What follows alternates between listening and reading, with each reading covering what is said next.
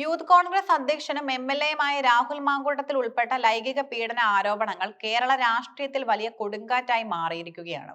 ഒരു യുവതി നൽകിയ പരാതിയുടെ വിശദാംശങ്ങൾ പുറത്തു വന്നതിന് പിന്നാലെ സമാന സ്വഭാവത്തിലുള്ള രണ്ടാമത്തെ പരാതിയുടെ വിവരങ്ങളും കോടതിയുടെ ശ്രദ്ധയിൽ കൊണ്ടുവരാനുള്ള പ്രോസിക്യൂഷൻ നീക്കങ്ങൾ ഈ കേസിന്റെ നിയമപരമായ ഗൗരവം പല മടങ്ങ് വർദ്ധിപ്പിക്കുന്നു. രാഷ്ട്രീയ അധികാരം ദുരുപയോഗം ചെയ്തുവെന്ന ആരോപണമാണ് ഈ കേസിൽ രാഹുൽ മാങ്കൂട്ടത്തിന് ഏറ്റവും വലിയ വെല്ലുവിളിയാകുന്നത്. പരാതി നൽകിയ യുവതിയുടെ മൊഴിയിൽ രാഹുൽ മാങ്കൂട്ടത്തിൽ നടത്തിയത് മനഃപൂർവ്വമായ ഒരു ചതിയുടെ തന്ത്രമായിരുന്നു എന്ന് വ്യക്തമാകുന്നു. വർഷങ്ങളായി പരിചയമുണ്ടായിരുന്ന യുവതിയുമായി 2023 സെപ്റ്റംബറിലാണ് രാഹുൽ ഇൻസ്റ്റാഗ്രാം വഴി ബന്ധം പുതുക്കിയത്. തുടർന്ന് ടെലിഗ്രാം വഴി സൗഹൃദം വളർത്തി. തനിക്ക് യുവതി ഇഷ്ടമാണെന്നും വിവാഹം കഴിക്കാൻ ആഗ്രഹിക്കുന്നുവെന്നും രാഹുൽ അറിയിച്ചു. യുവതിയുടെ തൊഴിൽ സ്വപ്നങ്ങൾക്ക് തന്റെ രാഷ്ട്രീയ ജീവിതം തടസ്സമാകില്ലെന്നും രാഹുൽ ഉറപ്പു നൽകി. ആദ്യം യുവതിയുടെ കുടുംബം രാഹുലുമായുള്ള ബന്ധത്തിന് സമ്മതിച്ചിരുന്നില്ല. എന്നാൽ അദ്ദേഹം യൂത്ത് കോൺഗ്രസ് അധ്യക്ഷനായപ്പോൾ രാഷ്ട്രീയ ഭാവിയെ മാനിച്ചുകൊണ്ട് കുടുംബ വിവാഹത്തിന് സമ്മതം മൂളി. ഇതറിഞ്ഞ രാഹുൽ ബന്ധുക്കൾക്കൊപ്പം വീട്ടിൽ വരുമെന്ന് സമ്മതിക്കുകയും തുടർന്ന് അവധിക്ക് നാട്ടിൽ വന്നപ്പോൾ ഭാവി കാര്യങ്ങൾ ചർച്ച ചെയ്യാൻ എന്ന പേരിൽ യുവതിയെ സ്വകാര്യമായി കാണണമെന്ന് ആവശ്യപ്പെടുകയും ചെയ്തു. ഫെനി നൈനാൻ എന്ന സുഹൃത്ത് ഓടിച്ച കാറിലാണ് രാഹുൽ യുവതിയെ കാണാനെത്തിയത്. നഗരത്തിൽ നിന്ന് കിലോമീറ്ററുകളോളം അകലെയുള്ള സുഹൃത്തിന്റേതാണെന്ന് രാഹുൽ പറഞ്ഞ ഒരു ഹോം സ്റ്റേ പോലുള്ള കെട്ടിടത്തിലേക്കാണ് യുവതിയെ കൊണ്ടുപോയത്. രാഹുലിനെ വിശ്വസിച്ചാണ് മുറിയിലേക്ക് പോയതെന്ന് യുവതി പരാതിയിൽ പറയുന്നുമുണ്ട്. എന്നാൽ മുറിയിൽ കടന്ന ഉടനെ രാഹുൽ ഒന്നും സംസാരിക്കാതെ ബലം പ്രയോഗിച്ച് ശാരീരിക ബന്ധത്തിന് ശ്രമിച്ചു. യുവതി ചെറുത്തു നിന്നപ്പോൾ വിവാഹം കഴിക്കാൻ പോകുന്നവരാണെന്നും അതിൽ അസ്വാഭാവികത ഇല്ലെന്നും രാഹുൽ പറഞ്ഞു. എതിർപ്പുകളെ അവഗണിച്ച് രാഹുൽ ക്രൂരമായി ലൈംഗികമായി പീഡിപ്പിക്കുകയായിരുന്നു.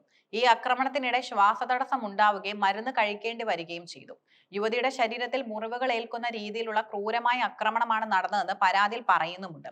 പീഡനത്തിന് ശേഷം വിവാഹത്തെക്കുറിച്ച് സംസാരിച്ചപ്പോൾ ആരെയും വിവാഹം കഴിക്കാൻ തനിക്ക് ഉദ്ദേശമില്ലെന്നും രാഷ്ട്രീയ ഭാവിക്ക് ദോഷം ചെയ്യുമെന്നുമായിരുന്നു രാഹുലിന്റെ മറുപടി. പീഡനം നടന്ന ശേഷം ഒരു മനസാക്ഷിയുമില്ലാതെ പെട്ടെന്ന് ഒരുങ്ങി അവിടെ നിന്ന് പോകാനാണ് രാഹുൽ ആവശ്യപ്പെട്ടതെന്നും സുഹൃത്താണ് യുവതിയെ വീടിനടുത്ത് കാറിൽ എത്തിച്ചതെന്നും പരാതിയിൽ വ്യക്തമാക്കുന്നുണ്ട്. രാഹുൽ മാങ്കൂട്ടത്തിൽ എം.എൽ.എ എന്ന നിലയിൽ സ്വാധീനമുള്ള വ്യക്തി ആയതുകൊണ്ടും ആരോപണങ്ങൾ അതീവ ഗുരുതരമായതുകൊണ്ടും അദ്ദേഹത്തിന്റെ ജാമ്യ സാധ്യതകൾക്ക് വലിയ വെല്ലുവിളികളാണ് നേരിടുന്നത്. രാഹുൽ മാങ്കൂട്ടത്തിൽ ജാമ്യം ലഭിക്കാതിരിക്കാൻ ശക്തമായ നിലപാടായിരിക്കും പ്രോസിക്യൂഷൻ കോടതിയിൽ സ്വീകരിക്കുക.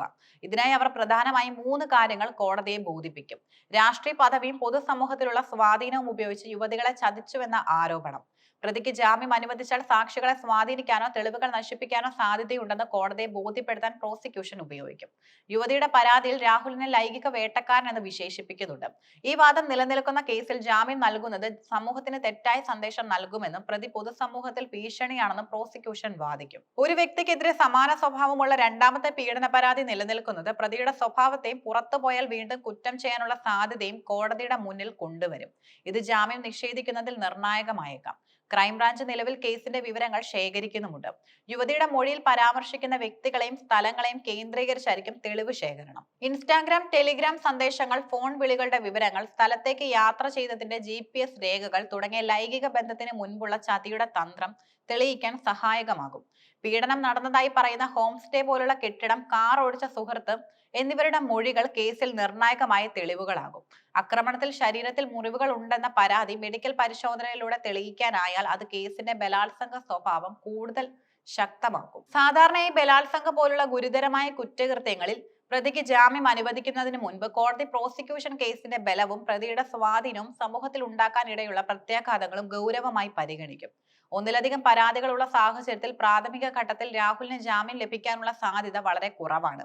ഈ കേസ് ഇന്ത്യൻ നാഷണൽ കോൺഗ്രസിനും വലിയ രാഷ്ട്രീയ പ്രതിസന്ധിയാണ് സൃഷ്ടിച്ചിരിക്കുന്നത്. യൂത്ത് കോൺഗ്രസ് അധ്യക്ഷൻ എന്ന ഉന്നത പദവിയിലിരിക്കെ സമാന സ്വഭാവത്തിലുള്ള ഒന്നിലധികം പീഡന പരാതികൾ ഉയരുന്നത് പാർട്ടിയുടെ പ്രതിച്ഛായയ്ക്ക് കനത്ത തിരിച്ചടിയാണ്. സ്ത്രീ സുരക്ഷയ്ക്ക് വേണ്ടി നിലകൊള്ളുന്ന ഒരു പാർട്ടിയുടെ യുവജന നേതാവിനെതിരെ ഇത്തരം ആരോപണങ്ങൾ ഉണ്ടാകുന്നത് കോൺഗ്രസിന് വലിയ നാണക്കേടുണ്ടാക്കി. വിഷയത്തിന്റെ ഗൗരവം മനസ്സിലാക്കി ഹൈക്കമാൻഡ് രാഹുൽ മാങ്കൂട്ടത്തിനെതിരെ ഉടൻ നടപടിയെടുക്കാൻ KPCCക്ക് നിർദ്ദേശം നൽകിയിട്ടുണ്ട്.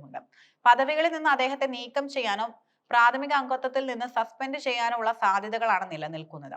ഇത്തരം ഒരു ഘട്ടത്തിൽ കേസിൽ നിരപരാധിത്വം തെളിയിക്കുന്നവരെ രാഹുൽ മാങ്കൂട്ടത്തിൽ രാഷ്ട്രീയമായി നിശബ്ദനായിരിക്കാനാണ് സാധ്യത.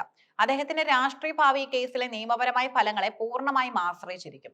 രാഹുൽ മാങ്കൂട്ടത്തിലെ പ്രതിരോധം പ്രധാനമായും കേന്ദ്രീകരിക്കാൻ സാധ്യതയുള്ള ഒരു വാദം ലൈംഗിക ബന്ധം ഉഭയസമ്മത പ്രകാരം ആയിരുന്നു എന്നതാണ്. എന്നാൽ യുവതിയുടെ പരാതിയിൽ ഈ വാദത്തെ ഖണ്ഡിക്കുന്ന ശക്തമായ പല കാരണങ്ങളുണ്ട്. ഇന്ത്യൻ നിയമം അനുസരിച്ച് വിവാഹം കഴിക്കാമെന്ന് വ്യാജ വാഗ്ദാനം നൽകി ലൈംഗിക ബന്ധത്തിൽ ഏർപ്പെടുന്നത് ബലാത്സംഗമായി കണക്കാക്കാവുന്നതാണ്.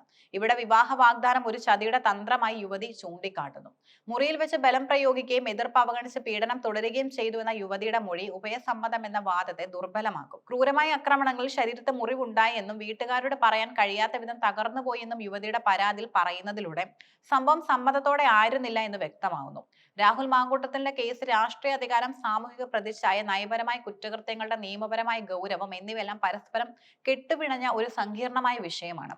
കോടതിയുടെ അന്തിമ തീരുമാനം ഈ കേസിന്റെ നിയമപരമായ ബലം, പ്രോസിക്യൂഷന്റെ പ്രഹരശേഷി, രാഹുൽ മാങ്കൂട്ടത്തിലെ രാഷ്ട്രീയ സ്വാധീനം എന്നിവയെ ആശ്രയിച്ചിരിക്കും.